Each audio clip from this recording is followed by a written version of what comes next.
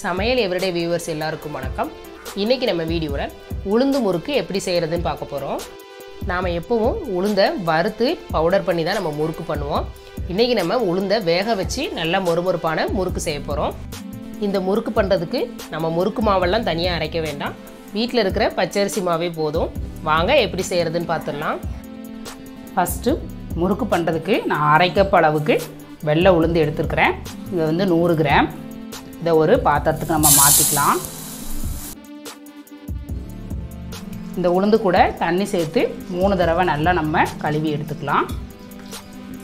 நல்லா கையை வச்சு இந்த மாதிரி பிசைஞ்சு கழுவி எடுத்துக்கோங்க.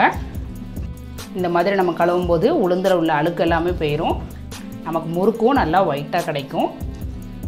உளுந்தை தண்ணி விட்டு 3 தடவை நல்லா கழுவிட்டு தண்ணியை வடிச்சிட்டு எடுத்து வச்சுருக்கிறேன். அடுத்து நம்ம இந்த உளுந்தை வேக வச்சுக்கலாம். ஸ்டவ் ஆன் பண்ணி ஒரு குக்கர் வச்சுருக்கிறேன். இதில் நம்ம கழுவி எடுத்து வச்சுருக்கிற உளுந்து எல்லாத்தையுமே சேர்த்துக்கலாம். உளுந்து எல்லாத்தையுமே சேர்த்தாச்சு. இதில் நான் 1 கப் அளவுக்கு தண்ணி விட்டுக்கிறேன். உளுந்து நல்லா மலர்ந்து வெந்து வரணும். அந்த அளவுக்கு வேக வச்சு எடுத்துக்கோங்க. நம்ம குக்கரை மூடி மீடியம் ஃப்ளேமில் 3லேருந்து 4 விசில் வரைக்கும் விட்டு எடுத்துக்கலாம். மீடியம் ஃப்ளேமில் 4 விசில் வந்துடுச்சு. ப்ரெஷரும் நல்லா ரிலீஸ் ஆகிடுச்சு. நம்ம ஓப்பன் பண்ணிடலாம். பாருங்கள், உளுந்து நல்லா வெந்துருச்சு. இது வந்து கொஞ்சம் கூட சூடே இல்லாமல் நல்லா ஆறுனதுக்கப்புறமா நம்ம ஒரு மிக்சர் ஜாருக்கு மாற்றிக்கலாம். ஒரு மிக்சர் ஜாரில் நம்ம வேக வச்சு வச்சுருந்த உளுந்து எல்லாத்தையுமே சேர்த்துக்கலாம். உளுந்து எல்லாத்தையும் ஒரு மிக்சர் ஜாருக்கு மாற்றியாச்சு. நான் வந்து உளுந்து வேக வச்சதில் எனக்கு மீதி தண்ணி எதுவுமே இல்லை, சரியாக வந்துருச்சு. அதனால் நான் வந்து ஒரு 1/4 கப் அளவுக்கு நான் தண்ணி விட்டு இதை வந்து நல்லா மையாக அரைச்சி எடுத்துகிட்டு வர போகிறேன். ஒருவேளை உங்களுக்கு வேக வச்சதுலேயே மீதி தண்ணி இருந்தது அப்படின்னா நீங்கள் அந்த தண்ணி சேர்த்து அரைச்சிக்கோங்க. அதிகமாகவும் தண்ணி சேர்த்துற வேண்டாம். நல்லா ஃபைன் பேஸ்ட் ஆகிற அளவுக்கு இதை அரைச்சி எடுத்துகிட்டு வந்துடலாம். நாம் உளுந்தை மிக்சியில் நல்லா அரைச்சி எடுத்துகிட்டு வந்தாச்சு. நல்லா ஃபைன் பேஸ்ட்டாக அரைச்சி எடுத்துக்கோங்க. பாருங்கள் எந்த அளவுக்கு நல்லா நைஸாக இருக்குன்னு. அடுத்து நம்ம முறுக்குக்கு மாவு பிசைஞ்சிக்கலாம். நம்ம மிக்சியில் அரைச்சி எடுத்துகிட்டு வந்த உளுந்தை ஒரு பாத்திரத்துக்கு மாற்றிக்கலாம். நம்ம உளுந்து வடைக்கெலாம் அரைச்சி எடுப்போம்ல, அந்தளவுக்கு மாவு வந்து நல்லா கெட்டியாக அரைச்சி எடுத்துக்கோங்க. உளுந்து கூட நான் 2 கப் அளவுக்கு பச்சரிசி மாவு சேர்த்துக்கிறேன். இது வந்து 400 கிராம். நம்ம கடையில் வாங்குகிற இடியாப்ப மாவு கூட நீங்கள் யூஸ் பண்ணிக்கலாம். இல்லைனா நம்ம ரேஷனில் வாங்குகிற பச்சரிசியை கழுவி காய வச்சு வீட்டில் பவுடர் பண்ணி வச்சுருப்போம்ல, அந்த பச்சரிசி மாவையும் யூஸ் பண்ணிக்கலாம். இது கூடவே 1 ஸ்பூன் அளவுக்கு கருப்பு எள்ளு சேர்த்துக்கிறேன். இதுக்கு பதிலாக நீங்கள் சீரகம் இல்லைனா ஓமம் கூட சேர்த்துக்கலாம். இந்த முறுக்கு மாவுக்கு தேவையான அளவுக்கு உப்பு சேர்த்துக்கிறேன். 1/4 டீஸ்பூன் பெருங்காயத்தூள் சேர்த்துக்கிறேன். 1 ஸ்பூன் பட்டர் சேர்த்துக்கிறேன். நீங்கள் பட்டருக்கு பதிலாக சூடாக இருக்கிற எண்ணெய் இல்லைனா நெய்யை கூட சூடு பண்ணி சேர்த்துக்கலாம். இது எல்லாத்தையும் நம்ம நல்லா ஒரு தடவை மிக்ஸ் பண்ணி விட்டுடலாம். நாம் சேர்த்துருந்த பட்டர் உப்பு எல்லாம் எல்லா பக்கமும் படுற மாதிரி நல்லா கலந்துட்டு முறுக்கு மாவு பதத்துக்கு இதை நல்லா பிசைஞ்சு எடுத்துக்கோங்க. நாம் வந்து இதில் தண்ணி எதுவுமே சேர்க்கலை. நம்ம உளுந்து அரைக்கும் போதே தண்ணி சேர்த்து தான் அரைச்சிருக்கிறோம். அந்த தண்ணியே போதுமான அளவாக தான் இருக்கும். தேவைப்பட்டால் 2லேருந்து 3 டேபிள் ஸ்பூன் போல் தண்ணியை தெளிச்சிட்டு நல்லா விரவிக்கோங்க. 2 டேபிள் ஸ்பூன் அளவுக்கு தண்ணியை லைட்டாக தெளித்து விட்டுட்டு நல்லா நான் பிசைஞ்சு எடுத்துக்கிறேன்.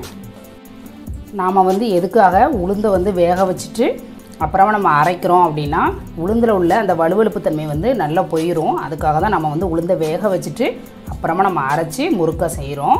இந்த மாதிரி நம்ம செய்யும்போது முறுக்கு வந்து நல்லா வெள்ளையாக இருக்கும்.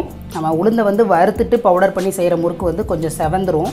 இந்த மாதிரி நம்ம வேக வச்சுட்டு செய்கிற முறுக்கு வந்து நல்லா வெள்ளையாகவே இருக்கும். ஒரு விரல் வச்சு மாவை இப்படி அழுத்தினோன்னா ஈஸியாக நம்ம விரல் வந்து உள்ளே போகணும். இந்த பதத்துக்கு மாவை பிசைஞ்சு எடுத்துக்கோங்க. நம்ம கொஞ்சமாக மாவு எடுத்து வாயில் போட்டு பார்த்தோன்னா ஒரு நூல் அளவுக்கு உப்பு வந்து அதிகமாக இருக்கணும். அப்போ தான் நம்ம எண்ணெயில் போட்டு பொரிச்சதுக்கப்புறமா உப்பு சரியாக இருக்கும். நான் வந்து இன்றைக்கி முறுக்கு பிழியறதுக்கு 3 ஓட்டை இருக்கிற இந்த தேன் குழல் வச்சு தான் எடுத்துருக்கிறேன். நாம் இதை முறுக்கு குழலில் மாட்டிடலாம். ஒரு உருளை சேப்பு அளவுக்கு நம்ம மாவு எடுத்து முறுக்கு அச்சில் வச்சிடலாம். முறுக்கு குழலை மூடிடலாம். நான் வந்து ஒரு டிஃபன் பாக்ஸை தலைகீழ கவிழ்த்து வச்சுருக்கிறேன். நீங்கள் இதுக்கு பதிலாக அடிப்பகுதி சமமாக இருக்கிற ஏதாவது ஒரு தட்டு இல்லைனா ஒரு கிண்ணம் கூட எடுத்துக்கலாம். இதில் நம்ம லைட்டாக எண்ணெய் தடவிக்கலாம். எண்ணெயை தடவிட்டு நம்ம முறுக்கை சுற்றிக்கலாம்.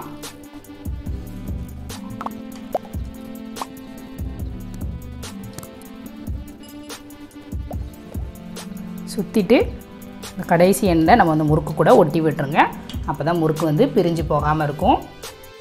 ஒரு கண் கரண்டியோடைய பின்பகுதியில் லைட்டாக எண்ணெய் தடவி வச்சுருக்கிறேன். நம்ம இதுலேயும் முறுக்கு சுற்றிக்கலாம்.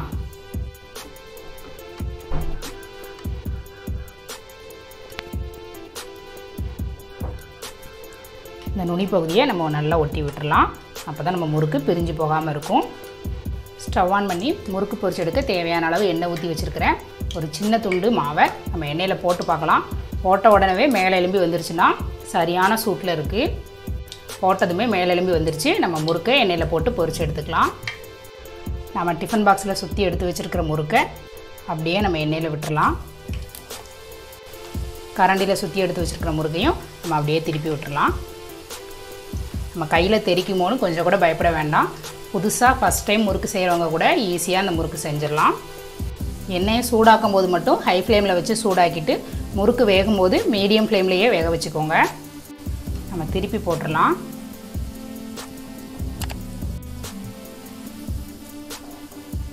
பாருங்கள், நுரையெல்லாமே ஓரளவுக்கு அடங்கிருச்சு. நம்ம முறுக்கு ரெடி ஆயிடுச்சு. நம்ம வெளியில் எடுத்துடலாம். பாருங்கள், முறுக்கு வெள்ளை வெள்ளைன்னு தான் இருக்குது. கொஞ்சம் கூட செவக்கவே இல்லை.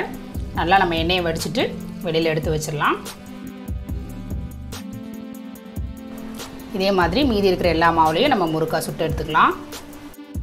நாம் எல்லா முறுக்கையும் எண்ணெயில் போட்டு பொரித்து எடுத்தாச்சு. பாருங்கள், முறுக்கு நல்லா மொறுமொறுப்பாக இருக்குது.